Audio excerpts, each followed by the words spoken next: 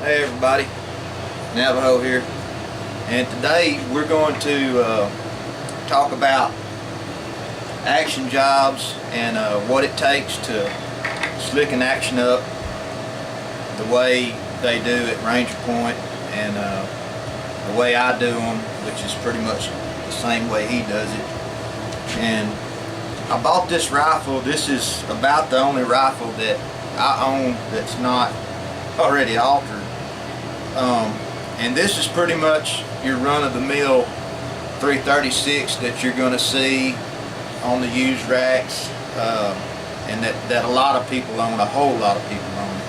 And this is a Glenfield 3030, just plain meat and potatoes. This is not much different than the regular carbine, and I mean, basically it's a 4-arm cap model. That's about the only difference. But these, I mean, I would venture to guess probably that the Glennies and the regular carbine Marlins are probably 80% of what's out there, and that's why I chose this rifle. This is a good slick rifle. It's not beat up. It's not the screws. You can tell it's never hardly been into. Somebody tried to put a swivel stud here, and that's been patched at a little bit, but the rear sight's been removed on it. And I put this Tasco scope on here just to see how good it would shoot, and it's pretty impressive. I mean, it's the rifle, you can hunt with it like it is, but we're gonna see what we can do to improve how well the action cycles on the gun. And I've got, and I appreciate Adam sending me this. I've actually got the checklist of what all they do on an action job, and I've read over this, and again, like I said, it's a whole lot similar to what I do. He does a little bit more, and we may not get 100% in depth on this. This is an instructional, and but anyway, once I get my monologue done here, I'm going to move the camera, and we're going to tear into this thing. I'm going to try to set it up to where it's looking down, you know, more at what I do instead of at me. But we're going to take the scope off and tear this thing completely down, and get into, again, like I said, what they do. And I've got a Ranger Point lever. We're going to put that on the gun, and I've got a load gate here. We're going to install that, and I've also got some of the new cloverleaf sights, and a quick takedown stud, and a high-vis front sight to go with the cloverleaf sight that Adam was kind enough to bring down to me. And when we get done with it, we're going to take it to the range and see how it does. This may be broke down into probably 3 different videos, maybe 2, depends on.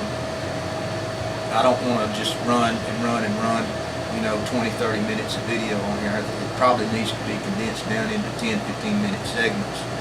But this is a pretty in-depth job, and it's not something that, you know, just everybody's going to try to do. But, you know, there again, there's a lot of questions that come up about it on Marlin owners. People want to know what all, you know, goes on, and there's a lot of stuff around there on the internet. Some of it's helpful, some of it's not. But I'm going to show you how I do it, how Adam does it, and hopefully this will be beneficial to a lot of guys out there that you know, want to know how to do this stuff. So with that, I'm going to shut the camera off. I'm going to set it where it's looking over my shoulder right down here at my bench, what we do, and you know, then I'll be talking, but you won't be looking at my big fat self, but you'll be looking at what the meat and potatoes of what's going on here. So I'm going to move the camera now.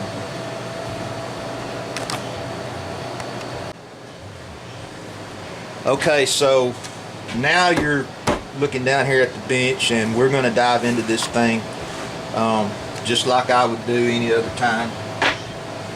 And I'm going to set a lot of this stuff to the side. But again, like I said, this is a Ranger Point lever and the cloverleaf sights that you've probably seen. He come down, and I really appreciate Adam coming down and meeting me and everything, and gave me one of his prototypes. And I like the one with the green inserts, and I ordered, this is a high-vis sight that I ordered off of Amazon to go with that. And then, like I said, once we get this gun all touched up and slicked up and everything, we're gonna cap it off with this and hopefully do a range session, and I'm gonna try to get that on video for you guys. But for now, we're not gonna need that for a while, so I'm gonna set that back here. And,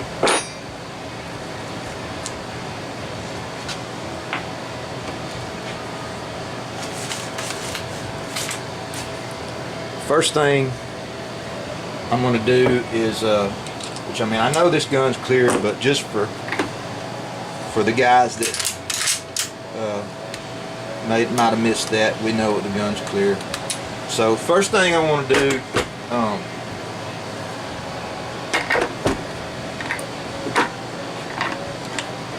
we're going to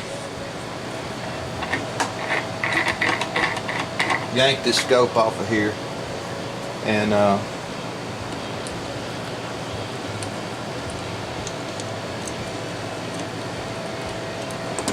because we're not going to go back with glass, so set that back there. And then the scope mounts.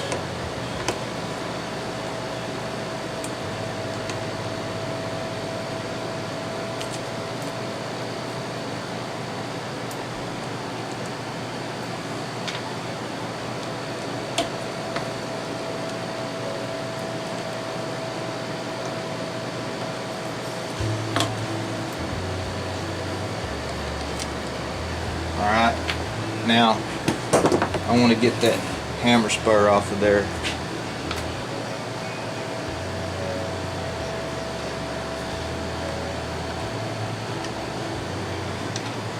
There we go.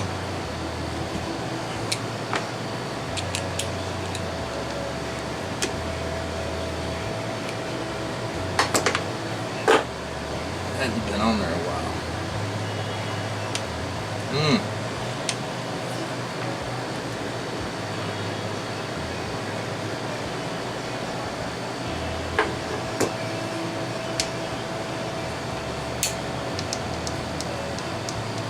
There we go.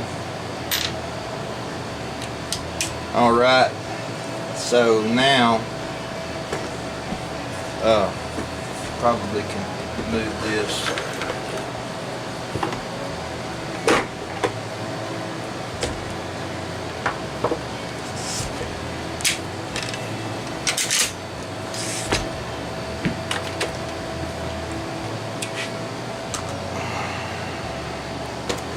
Move that over here where I can reach it a little bit better.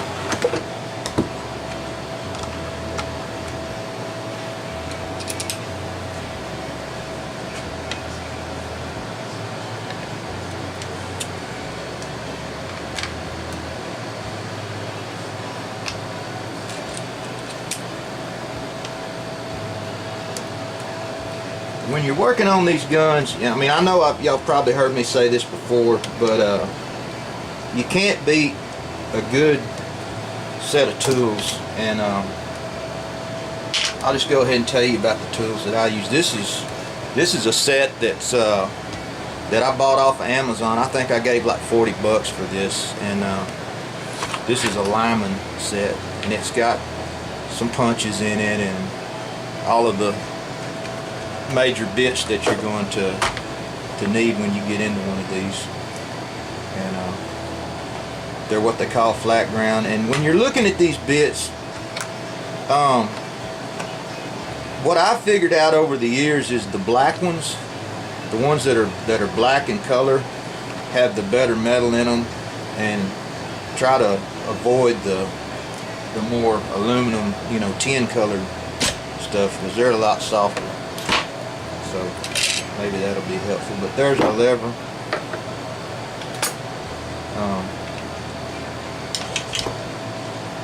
Bolt.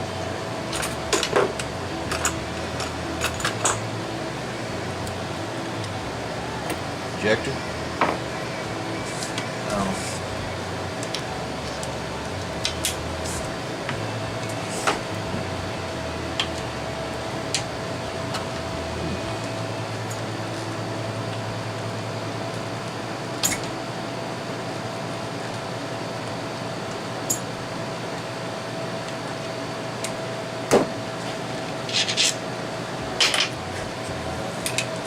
Stop.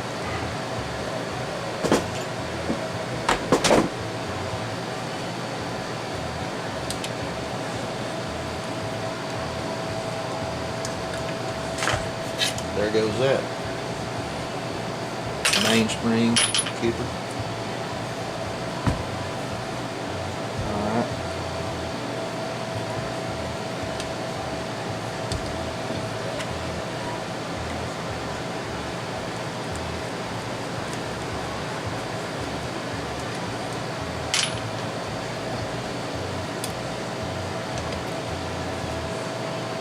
Ooh. That hadn't been out in a while. Okay.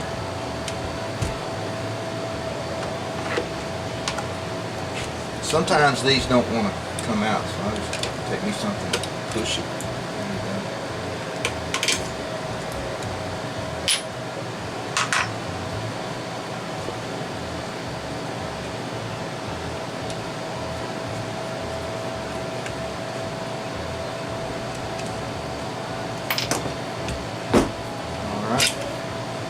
There's the lower tank.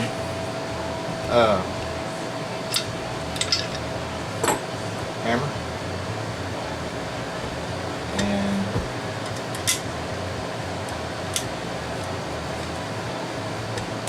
come on out of there. There it is. Lock lug. Man, this gun's dry inside. It's funny. I mean, you'll get one time that'll be just full of WD-40 and gunked up, and then the next time you'll get one that's just dry as a bone.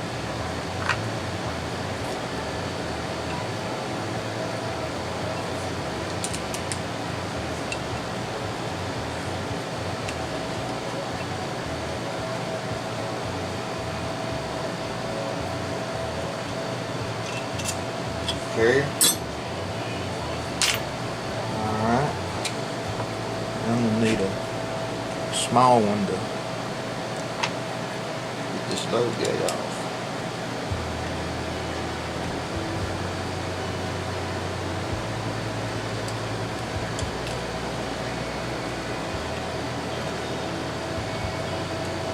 Alright. There's that. Okay, so now we're pretty much down to mag tube, forearm, and the action here.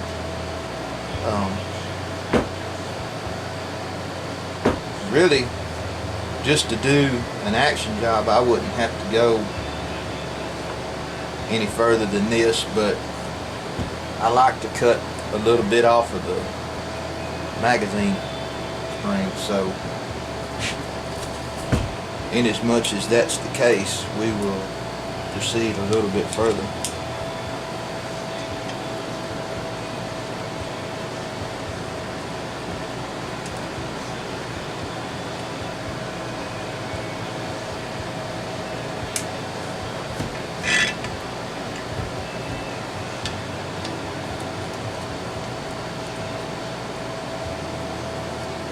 Now I've got a Ranger Point follower coming, but it's not here, so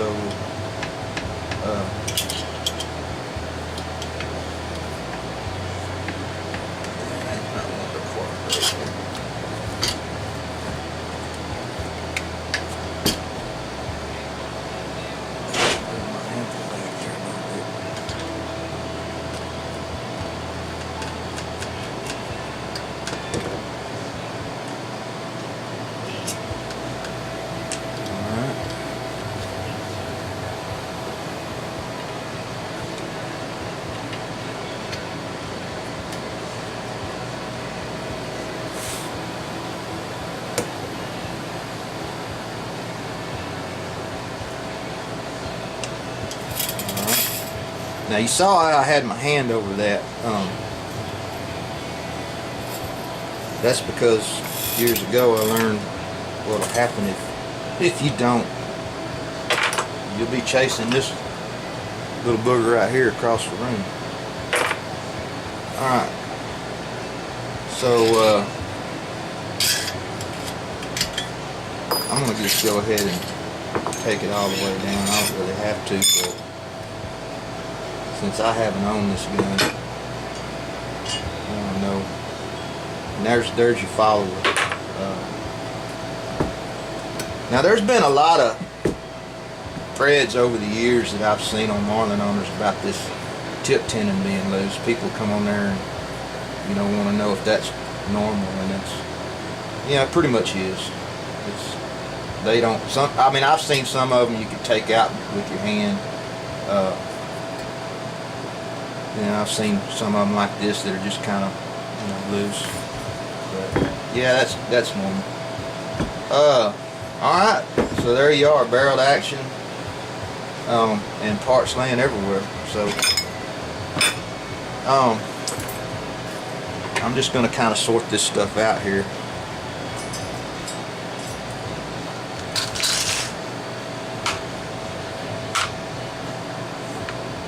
That way we can go one piece at a time on this while we're doing our action job and whatever we're doing. And these two items here we're not going to put back. I'm going to set the action up here. Okay, so when you're slicking an action on a Marlin, the bolt in the carrier is a lot of the job, and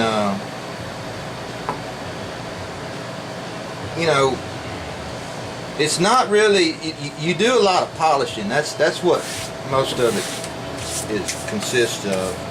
Now, there's other things involved, but the first thing that we want to get into, I guess, is the bolt, and I'll show you what goes on with that.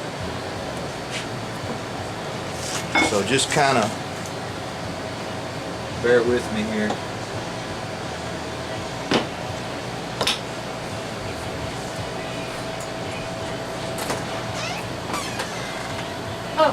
Ryan is at your mom's house, wants to see you.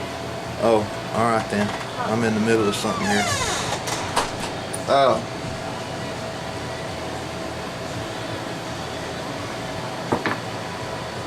So to do this right, you got to tear this bolt down. But I need to. I've been called away, so I need to shut the camera off. Probably at this point, and that's a good stopping point. We'll pick back up on it here in a little bit and get back into what we got going on here.